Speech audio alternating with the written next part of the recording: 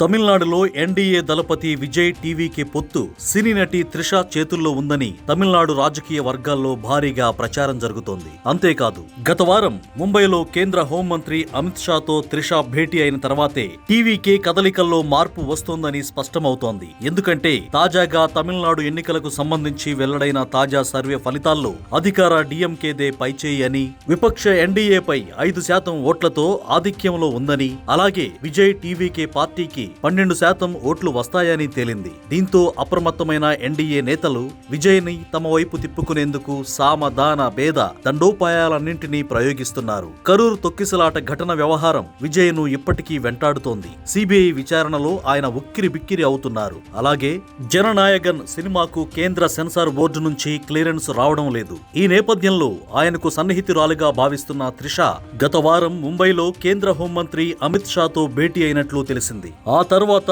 ఈ నెల 15న సిబిఐ విచారణకు హాజరైన విజయ్ ఎలాంటి ఇబ్బంది లేకుండా బయటికి వచ్చినట్లు రాజకీయ వర్గాలు వ్యాఖ్యానిస్తున్నాయి. అంతేగాక సెన్సార్ బోర్డు సైతం విజయ్ సినిమాను పునఃపరిశీలించేందుకు తాజాగా అంగీకరించినట్లు తెలుస్తోంది. త్రిష కృషి వల్లనే ఇది సాధ్యమైందని సినీ వర్గాల్లో ప్రచారం జరుగుతోంది. ఇంకోవైపు అన్నా డీఎంకే అధినేత పళనిస్వామి కుమారుడు మిథున్ కూడా పలుమార్లు త్రిషతో సమావేశమయ్యారు. రాబోయే ఎన్నికల్లో పొత్తులు, వ్యూహాత్మక మద్దతు కోసం ఆమె మధ్యవర్తిత్వం వహిస్తున్నారని తెలుస్తోంది. విజయ్ పార్టీకి మైలేజ్ పెంచే క్రమంలో త్రిష తనకున్న పరిచయాలను వాడుతున్నారు. ప్రస్తుతం ఆమె పేరు తమిళ రాజకీయాల్లో హాట్ టాపిక్ గా మారింది.